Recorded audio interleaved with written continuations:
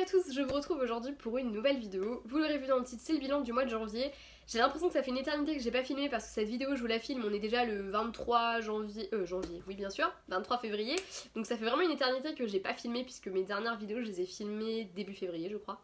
Voilà, mais techniquement vous allez la voir dans la continuité des autres vidéos, donc logiquement il n'y aura pas eu trop de temps de passer, ça devrait à peu près le faire. Enfin vous l'avez pas ressenti, mais moi je l'ai ressenti, que je vous avais abandonné. Mais je lis très peu, en effet j'ai que 6 livres à vous présenter dans cette vidéo, dont 2 qui sont des nouvelles, donc quand même, voilà, je lis vraiment très peu en ce moment, j'ai pas la tête à ça, je suis un peu ailleurs, c'est pas la question de la panne de lecture, mais voilà, en plus de ça j'ai pris pas mal d'engagement niveau service presse, donc j'arrive pas à me lancer dans mes lectures personnelles qui me font plus d'œil que les services presse. En bref c'est un petit peu... je crois que je me mets un peu trop de pression et c'est un peu ridicule en fait. Va falloir que ça retombe un peu, voilà. Enfin bref. Allez, on passe au bilan, parce que quand même, déjà que je vous le poste très en retard, si en plus de ça je blablate pendant 10 ans pour ne rien vous dire, vous allez en avoir marre.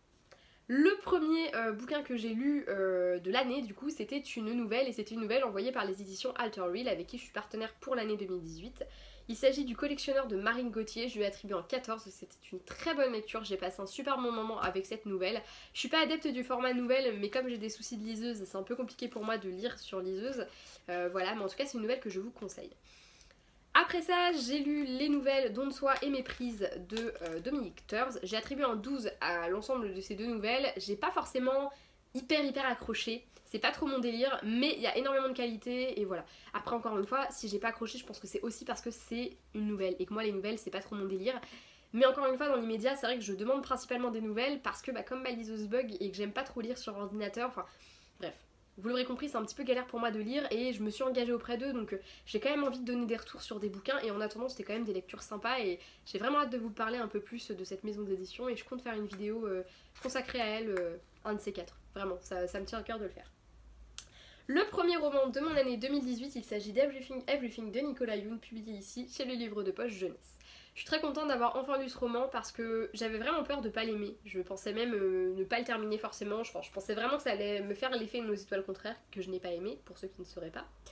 Et au final, j'ai beaucoup aimé ma lecture. J'ai trouvé que c'était sympa, que la romance est trop mignonne et les personnages adorables. Donc ça a matché pour moi et j'ai attribué un 15 à ce roman. Après ça, j'ai lu le tome 2 d'Illuminae, Dossier de Gemina, publié aux éditions Casterman et écrit par Jay Christophe et Amy Kaufman, que j'ai adoré. Ça a été encore une fois un gros coup de cœur, j'avais eu un coup de cœur pour le tome 1, j'ai eu un coup de cœur pour le tome 2, beaucoup de surprises pour moi de ce côté-là. Et j'ai attribué un 18 à ce deuxième tome. Après j'ai lu le tome 4 de la saga Off Campus, donc de Elle Kennedy, The Gaulle, publié en poche chez Hugo Roman dans la collection New Romance. J'attendais ce 4e tome avec tellement d'impatience, j'étais trop ravie de pouvoir enfin le trouver en poche et évidemment je l'ai dévoré assez rapidement. Il est plus gros que les autres et pourtant il s'est lu très vite aussi. Il est très touchant et je lui attribue un 18 ce qui est quand même 2 points de plus que les autres, mais c'est parce que je pense que comme c'est le dernier tome, il m'a encore plus touché que les autres et voilà, j'étais obligée de lui mettre une note supérieure parce que c'était vraiment un beau coup de cœur. C'est une saga que je vous conseille vraiment, mais je vous en parlerai un peu plus dans les sagas du mois si un jour je reprends ce rendez-vous. Enfin et pas des moindres, je vais vous parler de mon énorme gros coup de cœur du mois. Il s'agit du Souffle de Midas d'Alison Germain, qui est donc le premier tome des Chroniques Homérides et qui est publié aux éditions du Chat Noir.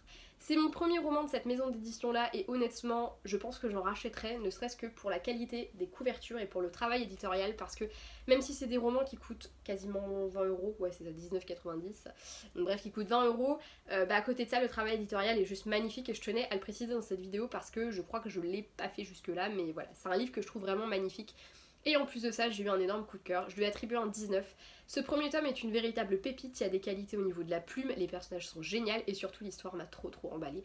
Donc c'est vraiment un roman que je vais vous conseiller mais d'une force et j'ai vraiment hâte de lire la suite de cette saga parce que franchement ça envoie du lourd et je pense que ça va envoyer encore plus du lourd dans les tomes à venir et voilà, je suis vraiment en amour devant ce roman et très fière d'Alison pour le travail qu'elle a fait parce que c'est vrai que depuis le lancement de sa chaîne YouTube, j'en entends parler, enfin le lancement de sa chaîne YouTube non, depuis que je me suis abonnée à sa chaîne plutôt parce que je la suis pas depuis le début je crois pas, je suivais pas de booktubeuse à une époque donc bref, j'en entends parler depuis que j'ai rejoint sa chaîne et j'avais juste trop envie de découvrir tout ça et je suis très contente de l'avoir fait parce que c'est un gros coup de cœur.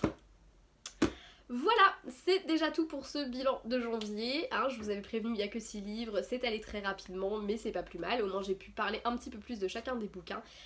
J'espère que ce petit bilan vous aura plu. N'hésitez pas à me dire si vous avez lu certains de ces livres, si certains d'entre eux vous tentent.